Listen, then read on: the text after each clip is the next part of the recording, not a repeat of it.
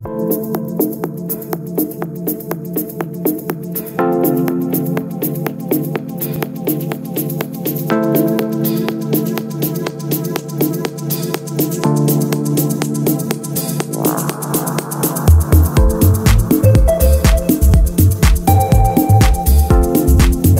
to another interesting interview session of Coinnewsextra.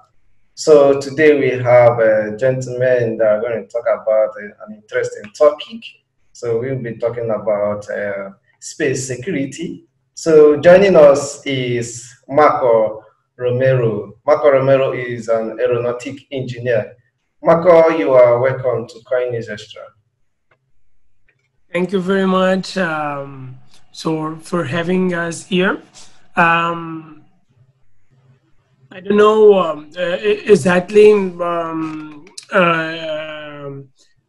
this defense and security words in outer space is getting more and more bigger, because we start with a paradigm of space defense.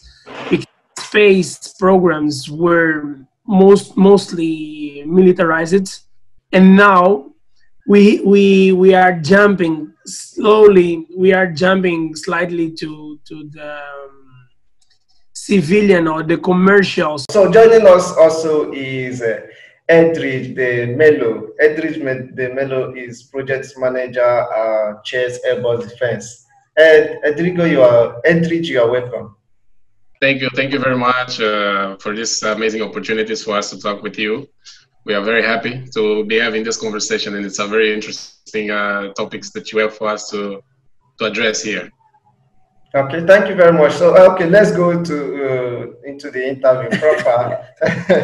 So what we are talking about space security, but before we go straight to that topic, can you just tell us about what Chairs Airbus Defense and Space is before we continue? So Airbus is one of the biggest aerospace companies in the world. For you to have an order of magnitude, a perception, think of Boeing and the United States. So Airbus is a direct competitor of Boeing. Airbus has three main business units. So the first business unit is aircrafts, and the biggest business unit of Airbus, by the way, aircrafts. Then you have helicopters, and then you have defense and space. So defense and space is dealing with manufacturing satellites, space technology, and defense technology. That's what Airbus Defense and Space is. We are allocated in this unit at the moment. As you know, I'm a project management in France. So we are fortunate enough to be joining Airbus Defense and Space for internship for 6 months. And this is what we will be working with in the next 6 months. Interesting. Before we move on, can you just tell us a brief about your background? Smaller, so I'll start first. I have a degree in information systems. I studied in Namibia. So I'm from Angola, but I studied in Namibia. And then now I joined the Angolan space program, where I was certified as a senior specialist for the ground control segment, working with all the radio frequency equipments, telecommunication between the ground station and the satellite. And now I'm in France doing a master's program for aerospace project management. Okay, interesting. I think that's a very nice background. Side, I'm Angolan Air Force officer for aircraft maintenance. That started a few years ago at the military school at a young age, and then joined the Air Force Academy, where I made my degree in aeronautical engineering. Then I just stepped up to the space domain, where I became ballistic and navigation satellite operator specialist. And now I'm just complementing that with the space system engineering fields to have both part, the operational and the industrial part. And at the same time, I'm running in Angola some of the outreach and startup programs. So I have 6 startups there in Angola to work on this new space field and some of the STEM education programs in Angola. Okay, interesting. You guys have a good background when it comes to this space. So we are moving to the topic. So having a good background in this space. So I want to talk about what's space security. Space security is the field of the industry that look to what are the main constraints in terms of safety of space assets and ground assets. So not only the militarization, because militarization is all the space sector regarding to military activities on the space. But space security, we can split in having the possibility to develop space fair, with what we call the space space defense of Earth in case we go to planetary defense, and guarantee the safety operation of all the space assets we have on orbit. This is space defense in general. Okay, Edrich, do you have anything to say about that? Yeah, it's just like Marco said, explained very well. So just take a little bit in terms of the geopolitical side, in terms of space security. You have to understand that back in the days, you had only 2 players, or 2 big players, which was the United States and the Soviet Union, and after that, Russia. So slowly but surely, you started getting new big players, like, for example, India. India is very advanced now in terms of space technology. You have China as well. These are countries that are, and Japan. So, but not only that, if you look now at the paradigm shift, like Marco said, with the commercialization of space, you have more and more companies now having access to space. So that means that space is getting crowded. Okay, you have to look at low Earth orbit. Space, the space in low orbital slots is very limited right now with the mega constellations that are being launched. So in terms of space security, we have to look, like Marco said, in the security of our assets. Because if we don't start taking the issue of space situation awareness seriously, we are taking risks of having collisions in the future. Because we have uncontrolled objects in orbit at this moment, we have increased population of satellites in orbit at this moment. So, and if you look at the backlog of spacecrafts that are going to be launched in the next 2 to 3 years, it's going to increase considerably the population of satellites. So it's very important for us to be able to track all these objects. Marco will explain further in terms of the size of the objects. What's the smallest object that we can observe from Earth? And Marco will also go deeper in the terms of the tools that we have right now to do these observations. So just to conclude, it's very important for us to be able to track all these objects in orbit. We need to know where they are, predict where they are going to be, in order for us to avoid potential collisions and risk losing our assets. Okay, interesting. Mark, this ecosystem, this space itself, can you just explain everything like he was trying to tell you? What can you say, like this space of it, in the size of the object, the threat, and everything? What can you say about it? First, in terms of threats, we have our algorithms that we have satellites orbiting Earth in different velocities, in different altitudes, and each one with their own specificity. And we are reducing the amount of space between several satellites, because we want to have more and more assets, more and more satellites to explore one interesting orbital position. And because of that, we have more and more satellites in collision routes. And in those collision paths, they first need to be tracked. And to be tracked, you have your algorithms, your means to calculate the movement of these of their trajectories, and the uncertainty of this trajectory need to be decreased up to a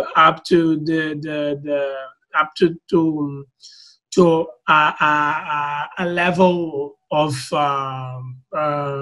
minimum 0.001 regarding the amount of data we receive in terms of telemetry. This is just to then we can jump to what we have in terms of artificial intelligence, blockchain, and how they can contribute to that. But this is the first goal. We have to track better our assets, and we need to have precise algorithms to calculate the trajectories, because we have a very interesting case some years ago.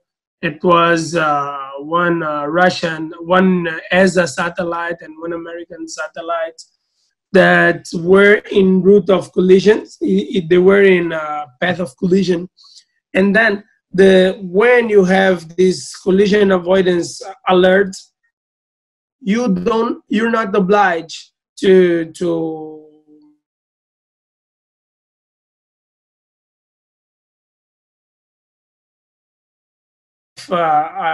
this probability of collision, and then you decide if you do the maneuver or not.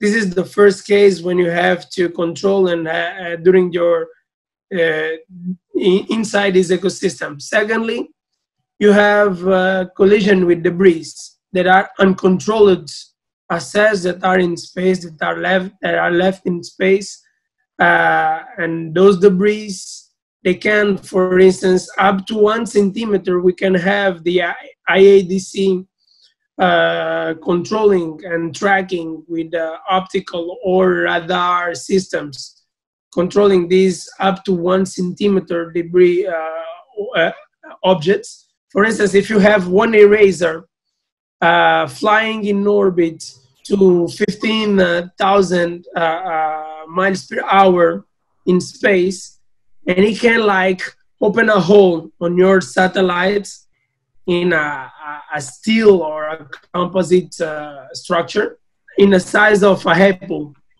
This is just to have a notion of what an eraser, like 10 centimeters eraser, can open as a hole on your satellite and damage your satellite, and you lost one satellite that you probably paid millions of dollars for that. And if you can control, and if you can, but you can track these uncontrolled assets. The only thing, and the second problem you will have is your satellite will be having to maneuver to avoid these assets, because you can take the debris from your. Okay, Marco, we have had some issues. Some nations talk about their satellites going missing and all the rest of them. I want to switch to challenges facing the space. Mm-hmm. So some countries have had issues of one day they woke up one day they couldn't find their satellites or the rest of them. So what are the causes of all these things? What are the challenges facing this space? space security. Yes. Okay, so the first thing is that as of right now, space is not yet transparent. So what do I mean with that? Space being transparent, I mean that we have to know what our neighbors are doing. We have to know what the others are doing. We need to start sharing. You have countries which are already advanced in terms of tracking objects in space. You have countries with their own databases. So we need to start making space transparent by sharing these databases, by tracking this. You have to track and identify. So when you identify, you already know this object. Because in space, I'm a big fan of Dr. Moriba Jah. I advise you to look into him. He's a big talker when it comes to this subject. And he says one thing: you can't track what you don't know, and you can't know what you don't track. So this is the issue. So we need to make space transparent, and the challenge now is for us to work together. To have, for example, China collaborating or providing the objects that they already identified and tracked, have Russia doing the same, have the United States doing the same.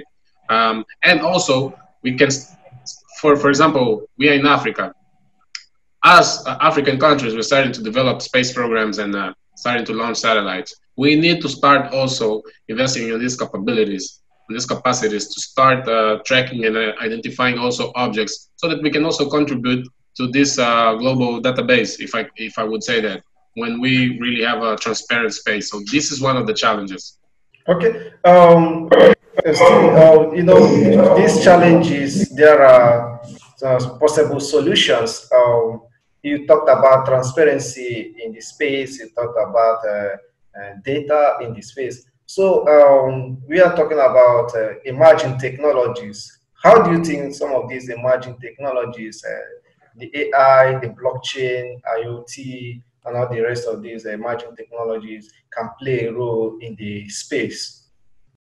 You have to be more autonomous satellites, and by having more autonomous satellites, you need to have all the intelligence on board the satellite, despite of having some issues on processing capability. Is way better to have your processing capability on ground, and you have like this trade-off when you are designing your system. You want to have maneuverability and operability more autonomous, and that's where you have artificial intelligence getting in, and exactly on the space situation awareness. So the blockchain will will decentralize this network and offering the unique capabilities for companies that are trying to utilize this blockchain based decentralized network to connect all the Earth, and having the capability to head those nodes of the blockchain to have an integrated surveillance ground or on orbit infrastructure track to give alert and to avoid these disasters and protect our assets in orbit. Okay, Edridge, do you have anything to say about emerging techs in the space? The margin?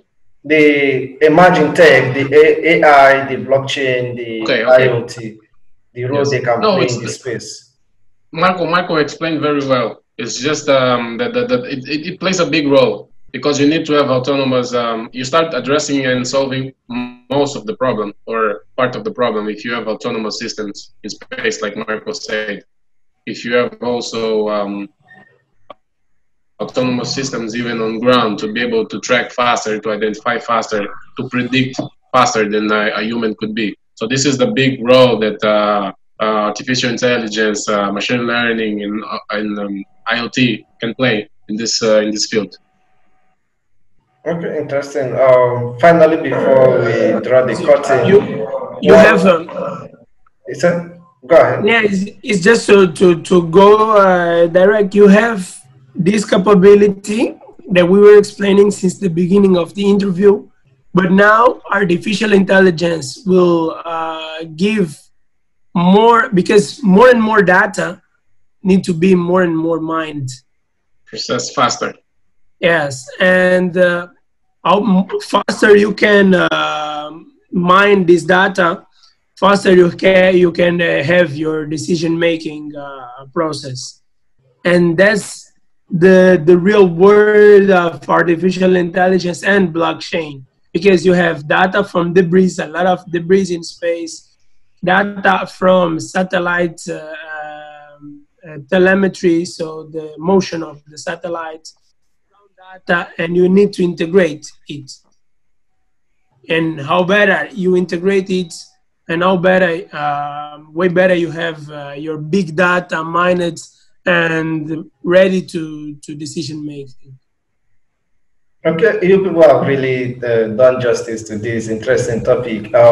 Before we draw the curtain, how do you see the future and every other contribution you have in mind about the space and the security of the space? How do you see the future, and what other contributions do you have in mind to make before we draw the curtain?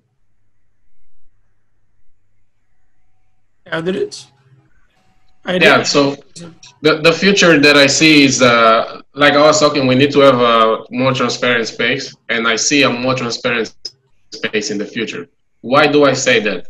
Because soon it's going to be a problem for everybody. Soon, when I have my satellite in space, I don't want my satellite to crash, and I don't want my satellite to crash into yours. I don't want your satellite to crash into mine. So when it becomes we know by human nature that when it's a global problem, we come together and we solve. So we will have a more efficient way to make space transparent, to know where my neighbor's objects are, and for my neighbor to know where my objects are. The other thing is, we are going to have more efficient ways of the orbiting satellites, because this is very important. One of the biggest cases is, or the biggest problems, that you have a high number of uncontrolled satellites in space, because you have satellites that are out of service. So, and you have a regulation that you have 25 years for your satellite to deorbit in the LEO orbit. So if we could reduce also this age limit, which is, in my opinion, is too high, we could start having also a more clean space and more secure in terms of collision avoidance. So this is what I see the future: a more transparent space, more collaboration, because it's becoming a global problem. It's a problem for everybody. Okay, Marco.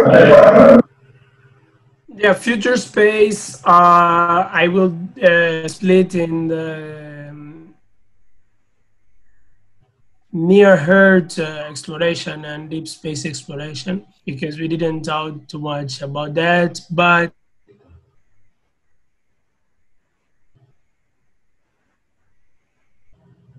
Hello. better we have the TRL developments and the needs on knowing and taking other type of resources, better the most we will need, more we will need to have technology processing capabilities to explore this space. And very good examples like Rosetta.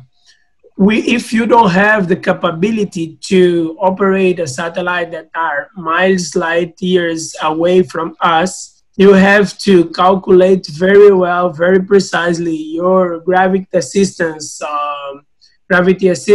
maneuvers to take advantage of the gravity and the motion of other planets.